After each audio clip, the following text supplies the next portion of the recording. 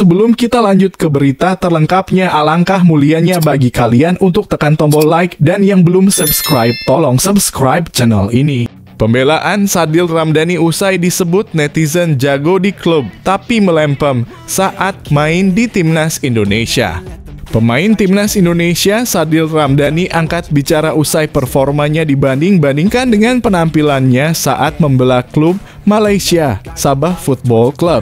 Sebagai informasi, setelah FIFA Matchday Juni, Sadil Ramdhani kembali ke Malaysia untuk membela klubnya. Saat menghadapi Kelantan United pada Senin malam, ia berhasil mencetak 1 gol dan 2 assist. Melihat performa Sadil di Liga Malaysia, tak sedikit netizen yang membandingkan penampilan dia ketika memperkuat Timnas Indonesia. Bahkan, Sadil disebut melempem di tim nasional. Melihat komentar tersebut, pemain berusia 24 tahun itu pun angkat bicara melalui unggahan Instagram Stories pribadinya. Ia tampaknya cukup kesal dengan kritik dari warganet. Tapi hari ini gue sedikit ada pembelaan buat diri gue sendiri. Kenapa? Karena kalian tidak melihat dari situasi yang saya alami dan teman-teman lainnya di Timnas, tulisnya. Ia mengaku penampilannya di klub dan di Timnas memang berbeda lantaran tidak memiliki waktu bermain yang banyak. Ia mengatakan dirinya butuh jam terbang dan kebebasan untuk bermain di Timnas, namun tidak mendapatkannya.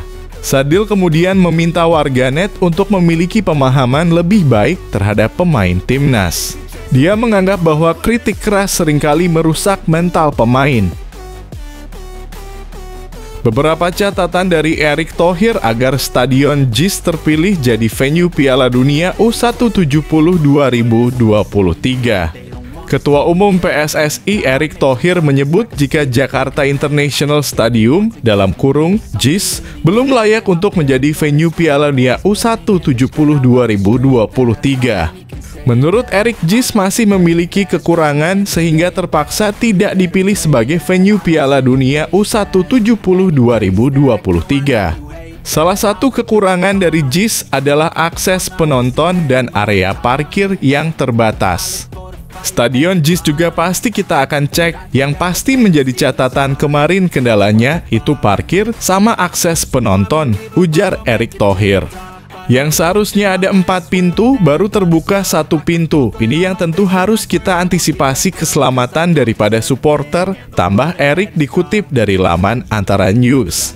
Tapi masih ada harapan untuk JIS terpilih sebagai venue Piala Dunia U170 2023. Erick bersama Menteri PUPR Basuki Hadimuljono akan meninjau kelayakan dari JIS.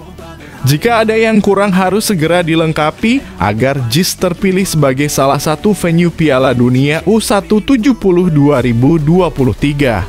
Seperti diketahui, Indonesia terpilih sebagai tuan rumah Piala Dunia U170 2023. Indonesia terpilih karena perlu dianggap oleh FIFA gagal menyiapkan infrastruktur sesuai standar.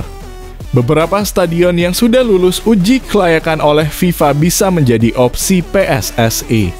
Salah satunya adalah Stadion Utama Gelora Bung Karno dan Stadion Manahan Solo.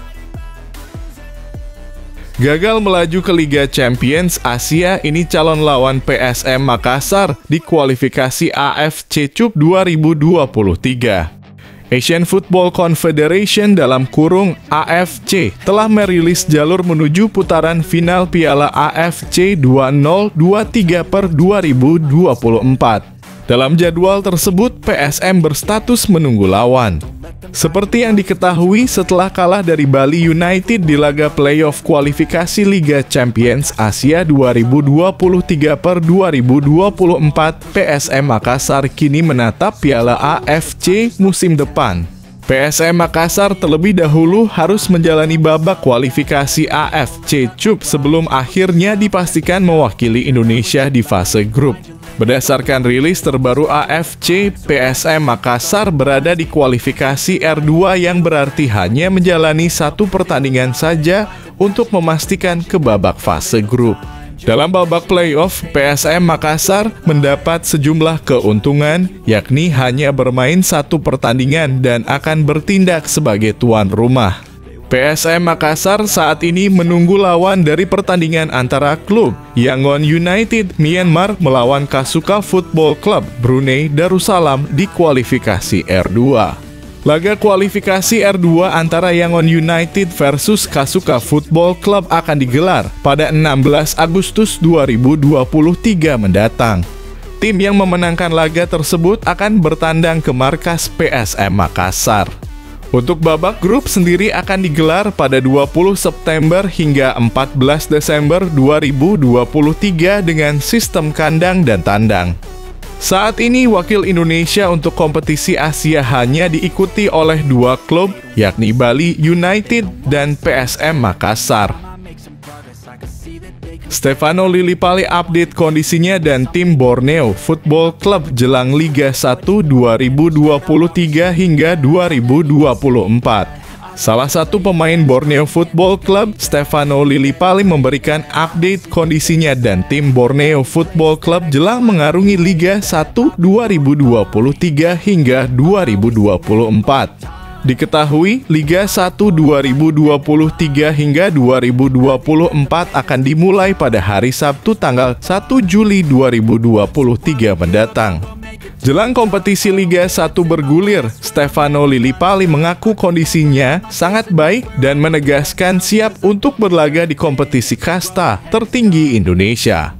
Ya, kondisi saya saat ini bagus dan fit. Saya tak ada masalah dan saya siap untuk bertanding di kompetisi nanti, ujar Stefano Lillipali dikutip dari laman resmi PT LIB. Stefano Lillipali juga memberikan update soal tim Borneo Football Club yang ia lihat pemain baru Pesut Etam sangat bagus dan cepat untuk beradaptasi. Saya sudah lihat pemain-pemain baru di dalam tim musim ini. Mereka semua sangat bagus dan cepat menyatu dengan pemain lama. Mereka juga punya karakter dan saya pikir itu akan jadi modal bagi tim ini secara keseluruhan untuk berlaga di kompetisi, tambahnya. Lebih lanjut, pria yang akrab disapa Vano ini menjelaskan jika persaingan ketat pada musim ini bukan hanya dari antar tim, melainkan bahkan dari dalam tim itu sendiri. Musim ini sangat banyak persaingan harus dihadapi. Salah satunya tentu saja persaingan dalam tim sendiri.